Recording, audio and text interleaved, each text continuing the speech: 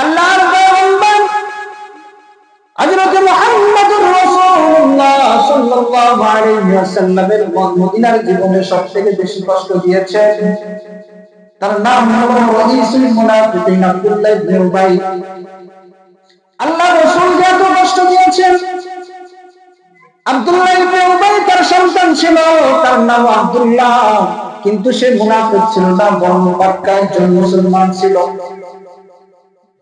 আব্দুল্লাহ ইবনে উবাই তার ইন্তেকালের সময় তার সন্তান মক্কা মুসলমান আব্দুল্লাহ আল্লাহর রাসূল বলেন, নবী সাল্লাল্লাহু আলাইহি ওয়াসাল্লাম, ইয়া আইয়ুহাল ইনসান,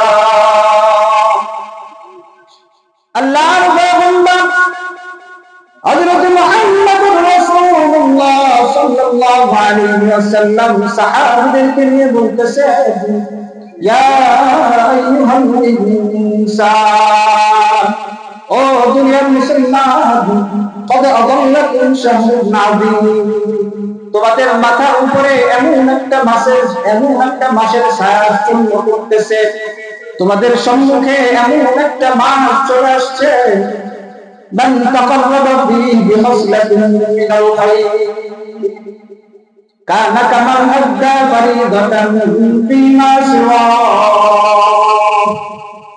ও দুনিয়ার মুসলমান, শুনে রাখো, জেনে রাখো, তোমাদের সম্মুখে এমন একটা মাস চলে আসছে, যেই মাসের ভিতরে বান্দা একটা নফল ইবাদত করবে, বান্দা একটা নফল নামাজ পড়বে, নফল জিকির করবে, নফল তেলাওয়াত করবে। আল্লাহ পাক রব্বুল আলামিন ওই মাসের ওসিলায় ওই বান্দার নফলটাকে ফরজের সমতুল্য করে দিবে।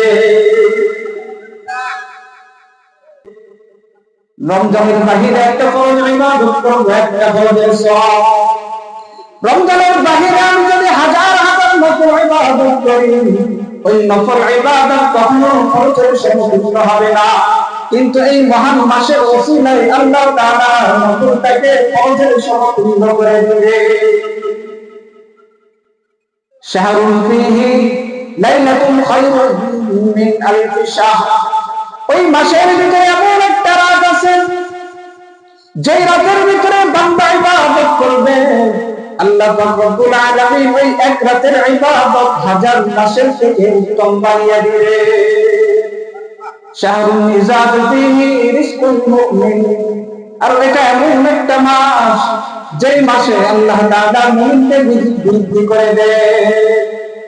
শাহরুস সবর, সবরের মাস, সহমর্মিতার মাস, এমন একটা মাস তোমাদের সামনে চলে আসছে।